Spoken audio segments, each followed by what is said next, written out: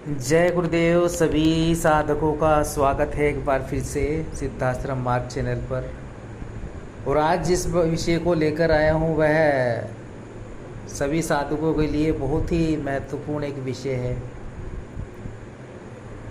कि वे जान सकेंगे जीवन में बाधाएं अड़चनें क्यों आती हैं। और एक साधक के विशेषकर जो साधक होता है सामान्य रूप व्यक्तियों की अपेक्षा उसके जो जीवन में जो बाधाएं अड़चनें वह निरंतर बनी रहती हैं और कोई ना कोई जो है संकट शत्रु हावी रहते हैं उस पर। और एक तरह से उसका जीवन एक युद्धमय जीवन बना रहता है। तो ये क्यों होता है? क्या फिर विचार ऐसे आते हैं कई साधकों के मन में जो है विचारों की उत्पत्ति होती है कि साधना कर रहे हैं और जो है पूजन कर रहे हैं, फिर ये ऐसी स्थिति क्यों बन रही है? क्यों आखिर ऐसी स्थिति क्यों बनती है? क्यों? और मैं इसी बात पर इसी एक विषय पर आपको जो है एक जो जानकारी है वह उससे अवगत कराना चाहता हूँ कि जिससे आप आगे बढ़ सकें और जान सकें कि ऐसा क्यों होता है साधकों के जीवन में। ये इसलिए होता है क्योंकि आप में कुछ विशेषता है, आप विशेष हैं, औरों से विशेष हैं। औरों से विशेष हैं आप, जो है कुछ जो कामना रखते हैं, जो आप आगे बढ़ रहे हैं, जो शक्तियों की आप उपासना साधना मंत्र जप कर रहे होते हैं, तो वो निरंतर उस साधक को जो है उसके जीवन में जो ऐसी ऐसी युद्धमय स्थितियां बनती रहती हैं और यह स्वाभाविक भी एक तरह से हो जाता है। सामान्य व्यक्तियों के जीवन में इतने जो है अड़चने बाधाएं, इतने युद्ध उनको नहीं जीतने पड़ेंगे जितने एक विशेष व्यक्ति, एक विशेष साधक जो होता है उसके जीवन में उसको लड़ना पड़ेगा। सामान्य व्यक्तियों की जो है जीवन में ऐसी स्थितियां आती इसलिए नहीं है क्योंकि जो राम बनते हैं उनके जीवन में जो है इतनी बाधाएं आती हैं और उन पर वे विजय प्राप्त करते हैं। जो श्री कृष्ण होते हैं उनके जीवन में युद्धमय स्थितियां बनती हैं, ठीक है। फिर वे सक्षम बनते हैं श्री कृष्ण, फिर वो साधनाएं करते हैं, फिर वो उन पे विजय प्राप्त करते हैं, वह दूसरों को भी संदेश देते हैं। शक्तियाँ क्या करती हैं? शक्तियाँ माँ छिन्न मस्तिका, माँ बगला मुखी, माँ जो काली महाकाली माता, जो इनकी शरण में जाता है, जो साधनाएं संपन्न करता है, उसका जीवन जो है युद्धमय बन जाता है एक तरह से, क्योंकि माता उसको श्रेष्ठ बनाती हैं, माँ उसको आगे बढ़ाती हैं अपने पुत्र को, तभी उसके जीवन में ये बाधाएं अड़चनें आती हैं। सामान्य व्यक्तियों की अपेक्षा ज़्यादा आती हैं। और कई दूसरी जो कारण हो जाते हैं वह यह होता है कि एक नकारात्मक जो शक्तियाँ होती हैं उनको कष्ट होने लगता है उस साधक के मंत्र जप से। वह जो पूजन अनुष्ठान कर रहा होता है तो कि वो सही दिशा में जा रहा होता है, बढ़ रहा होता है, और ऊर्जा का उसमें जो है लेवल इस तरह से बढ़ जाता है, एक तरह से स्थापित होती रहती है ऊर्जा उसके रोम प्रतिरोम में, कि फिर जब वह मंत्र जब कोई अनुष्ठान करेगा तो वह नेगेटिव शक्ति जो आपके घर की ही नहीं आपके आसपास तक की उन पर इफेक्ट करेगी। वह शक्ति आपकी मंत्र ऊर्जा बेचैनी उत्पन्न कर देगी उन नकारात्मक ऊर्जाओं में, उन शक्तियों में। तो उनको कष्ट पीड़ा बाधा होती है, तो वो चाहती हैं कि आप बंद कर दें, आपके जीवन में इतनी कष्ट उत्पन्न कर दें, इतनी जो है वह संकटों में आप घिर जाएं कि जिस मंत्र जब जिस अनुष्ठान को आप लेकर चल रहे हैं उसको छोड़ दें और एक सामान्य व्यक्ति बन जाएं। आपके सामने वह ऑप्शन रख देती है कि आपको वे सामान्य व्यक्ति बना दें। सामान्य व्यक्ति है कि आप बस अनुसरण करें या फिर आप कथाएं सुनें। जो व्यक्ति कथाएं सुनते हैं उनके जीवन में इतनी बाधाएं अड़चनें नहीं आती हैं। क्यों नहीं आती हैं? जो कथा सुन रहे हैं, कथा सुनना एक कहानी हो गई कि वो क्या घटित हुआ, उससे क्या हो जाएगा, मुझे ये बताइए। उससे होगा क्या कि आप कथाएं सुनेंगे जा कर के, जो आजकल कथा का कार्यक्रम चलते हैं कि आज कथा सुनिए, भगवत कथा सुनिए या वो सुनिए, इससे आपके पाप दोष कटेंगे नहीं। इससे आपके पाप दोष नहीं कटेंगे, इससे आप समतावान नहीं बनेंगे। वो कथाएं सुन करके आप एक साधक बने। वो श्री कृष्ण की अगर कथा सुनाई जा रही है, प्रभु राम की अगर कथा सुनाई जा रही है, हनुमान जी की अगर आपको कथा सुनाई जा रही है, तो उससे जो है, एक तो कथा सुनाने वाला उसका एक सार नहीं बताता आपको, वो बस रटी रटाई कथा सुना देगा उन साधकों को, जो मान कीजिए जो श्रवण कर जो सुनते हैं बैठ करके, उनको जो है कथा सुना दी जाती है कि राम जी ने ऐसा हुआ कि इतने दिन का जो है वर्ष का उन्होंने वनवास काटा, हनुमान जी उनको वहाँ मिले, हनुमान जी लंका में गए, उन्होंने जो है वहाँ पर जो है वह माता सीता से मिले। यह सब कुछ जो उनको बताया जाता है और सुनाया जाता है, वही अध्याय सुनाया जाता है जो लगातार सुनाया जा रहा है। उससे क्या सीख लेनी है? उससे सीख ये लेनी है आपको कि वह क्षमतावान बने, आप हनुमान जी की तरह साधनाएं संपन्न करें, राम जी की तरह साधनाएं संपन्न करें, प्रयोग करें। तो वो चीज़ वहाँ नहीं बताई जा रही है और वह आपको करनी है। लेकिन आप वही क्रिया करते हैं कि रोज़ कथाओं में जाएंगे, रोज़ उनको श्रवण करेंगे, रोज़ उनका सुनेंगे। सुन रहे हैं तो हमारे पाप दोष कट रहे हैं, ऐसा नहीं होता है। सुन रहे हैं तो आपके पाप दोष नहीं कटते हैं, सुनने से पाप दोष नहीं कटेंगे। कटेंगे जब आप बैठोगे, मंत्र करोगे, जप करोगे, साधना सिद्धि करोगे, ये तब होता है जीवन में। और इसीलिए मैं कहता हूँ कि साधनाएं करते हो तो जीवन में कष्ट और बाधाएं अड़चनें क्यों आती हैं, इस विषय पर मैं फिर से आ जाता हूँ। वह मैं यही कहता हूँ कि किसके जीवन में बाधाएं नहीं आई हैं, किसके जीवन में अड़चनें नहीं आई हैं। जो श्रेष्ठ है, जो योद्धा है, जो वीर है, उसके जीवन में आती हैं और वो फिर उनसे पार पाता है, वो उन पर विजय प्राप्त करता है। सामान्य व्यक्तियों के जीवन में छोटी मोटी अड़चनें बाधाएं आएंगी। सामान्य जो व्यक्ति रहेगा उसके शत्रु नहीं होंगे, उसके शत्रु हो सकता है 10 हों, लेकिन जो एक साधक रहेगा उसके शत्रु 50 होंगे, 1000 होंगे। जितना श्रेष्ठ साधक होगा, जितने शक्ति धारण किए हुए होगा, जितनी उसमें ऊर्जा होगी, उतने ही उसके शत्रु बन जाएंगे। श्रेष्ठ व्यक्ति के शत्रु होते हैं, श्रेष्ठ साधक के शत्रु होते हैं, सामान्य के नहीं होंगे। क्योंकि सामान्य से खतरा नहीं है किसी को। सामान्य से ना तो नेगेटिव ऊर्जा को खतरा है, क्योंकि वे मांस मदिरा का सेवन करता रहता है। जो सामान्य व्यक्ति होता है, जो नॉर्मली होता है, तो उनमें अधिकतर ऐसे ही होता है।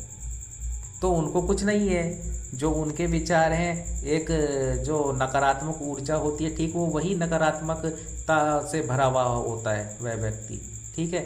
तो उसमें और एक नकारात्मक शक्ति में कोई अंतर नहीं होता है, तो वह स्वयं वैसा ही बन जाता है। लेकिन आप क्या है, आप अलग चल रहे हो, आप कुछ विशेष प्राप्त करना चाहते हो। आप उस महाविद्या के उपासक हो, एक जो जिसके श्री राम थे, जिसके हनुमान जी उपासक रहे हैं, जिसके श्री कृष्ण ने साधनाएं की हैं। आप उस बगलामुखी के मंत्र जप कर रहे हो, उनकी उपासना कर रहे हो।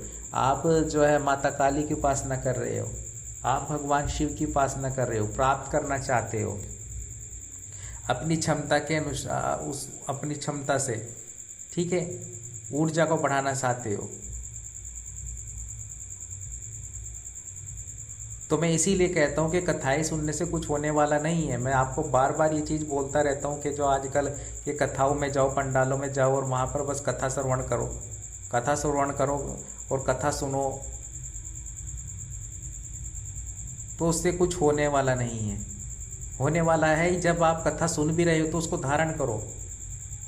साधनाएं करनी है, साधना करनी है, मंत्र करना है, ऊर्जा बनानी है, एक साधक बनना है, सक्षम साधक बनना है। और ये जो लगातार युद्धमय जीवन होता है, लगातार युद्धमय जीवन में क्यों कह रहा हूँ, युद्धमय जीवन श्री कृष्ण का भी रहा, युद्धमय जीवन जो है एक श्री राम जी का भी रहा, हनुमान जी का भी रहा, रावण का भी रहा, और जो भी एक तरह से महापुरुष हुए हैं उनका जीवन युद्धमय रहा ही है।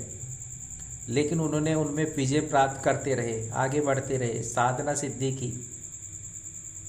कभी बगलामुखी प्रयोग संपन्न किया, कभी बगलामुखी साधना की, कभी माता छिन्नमस्तिका, कभी महाकाली, कभी भैरव, तो जहाँ जहाँ जिसकी ज़रूरत पड़ी वहाँ वहाँ वह साधनाएं संपन्न करी, उनके प्रयोग संपन्न किए और विजय प्राप्त की अपनी बाधाओं पर, अड़चनों पर, समस्याओं पर।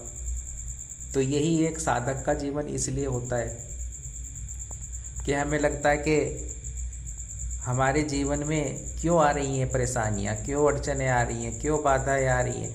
हम भूल जाते हैं कि हम जिनकी उपासना कर रहे हैं, हम जिन श्री राम, जिन हनुमान जी की उपासना कर रहे हैं, उनके जीवन में कितनी आई हैं, कितनी परेशानियों का सामना हनुमान जी को करना पड़ा, कितने युद्ध काल में उन्होंने जो है चक्कर काटे, लंका में गए, उनकी पूंछ में जो है आग लगा दी गई,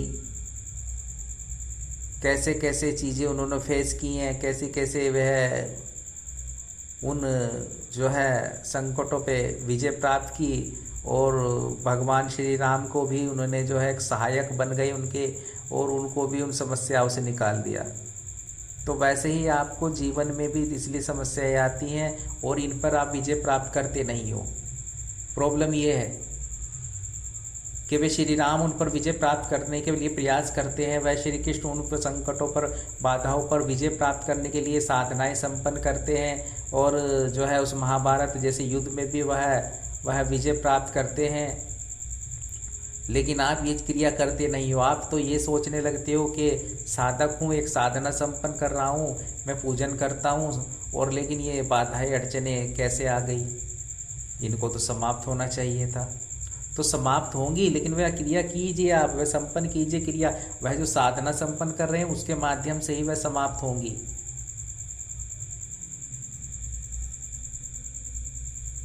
और मैं यही कहता हूं कि आपके शत्रु 50 हों, लेकिन उन पे 50 पर विजय प्राप्त करिए। आप विशेष हो इसलिए आपके शत्रु 50 हैं, आप विशेषता आप में है इसलिए आपके शत्रु 1000 हैं। ठीक है, सामान्य व्यक्ति के शत्रु नहीं होते हैं, होते भी हैं तो बहुत कम होते हैं। तो इसीलिए अड़चनें आती हैं, बाधाएं आती हैं, आपको आगे बढ़ाने के लिए आती हैं कि आप आगे बढ़ें और उन पर विजय प्राप्त करते हुए विशेष प्राप्त करें, विशेष सिद्धियां प्राप्त करें, और जो साधनाएं हैं वह संपन्न करें, मंत्र जप करें। तो वो बहुत ही ज़्यादा जो है एक साधक के लिए आवश्यक है। अगर जो है ये चीज़ें आपके जीवन में आएंगी नहीं तो अब आप आगे बढ़ना नहीं चाहोगे। सब कुछ ऐसे ही प्राप्त नहीं होता है और प्रयास करना पड़ता है, जो है वह मेहनत जो है करनी पड़ती है। और इसीलिए और जो श्रेष्ठ गुरु होते हैं, जो सद्गुरु होते हैं, वह बराबर अपने जो है वह शिष्य को परखते रहते हैं। देखिए, परखते रहते हैं, चाहे तो वह आपको सब कुछ प्रदान कर दें क्योंकि उन्होंने जो है प्राप्त किया हुआ है, चाहे तो शक्तिपात क्रिया द्वारा एक पल में आपको जो सिद्धि प्राप्त प्रदान कर दें, लेकिन वह समझ जाते हैं कि कितनी जो है वह सहनशीलता है, मेरे जो शिष्य है उसके अंदर कितनी सहनशीलता है, कितना मुझे इसको देना है, कब देना है, किस पल देना है, किस क्षण देना है, कब वह साधना संपन्न करा देनी है जिसके माध्यम से उसके जीवन में पूर्णता प्रदान कर दे। एकमात्र साधना, एक साधना कर लेने से सभी साधनाएं, सभी सिद्धियां जागृत अवस्था में आ जाएं। कब वह चीज़ प्रदान कर देनी है, कब कौन सी शक्ति अपने साधक के पास भेज देनी है, ऐसा भी हो जाता है, ऐसी भी क्रियाएं हो जाती है, सब कुछ संभव है। लेकिन वह पात्रता एक जो है वह शिष्य में अपने अंदर बनानी चाहिए और गुरु इसी प्रयास में रहते हैं कि मैं अपने शिष्यों को पात्र बना दूं। इसीलिए वे उसकी जो है वह साधनाएं उसको देते हैं, मंत्र देते हैं और बढ़ाते हैं कि वह पात्र बन जाए। जब आप एक पात्र बन जाओगे तभी उसमें जो है वह जल जो है गुरु का ज्ञान रूपी, सिद्धि रूपी जो है वह गुरु उस शिष्य में जो है प्रवाहित करते हैं और फिर वे भर जाता है उस घड़े की तरह, उस ज्ञान से, उस दिव्यता से, उन सिद्धियों से परिपूर्ण हो जाता है उसका जीवन। तो वैसा ही एक शिष्य बनना है आपको और जो है क्षमतावान बनना है और जो है वह आप ऐसे शिष्य बने कि गुरु आप में जो है वह ज्ञान रूपी जो है प्रवाह कर सकें। तो इसीलिए मैं आज ये जो एक विषय लेकर आया था कि आप समझ सकें और जीवन में गतिशील रहें, युद्धमय जीवन में जो है वह सफलता प्राप्त करते हुए आगे बढ़ें, विजय प्राप्त करते हुए आगे बढ़ें। समस्याओं से जो है घबराना नहीं है।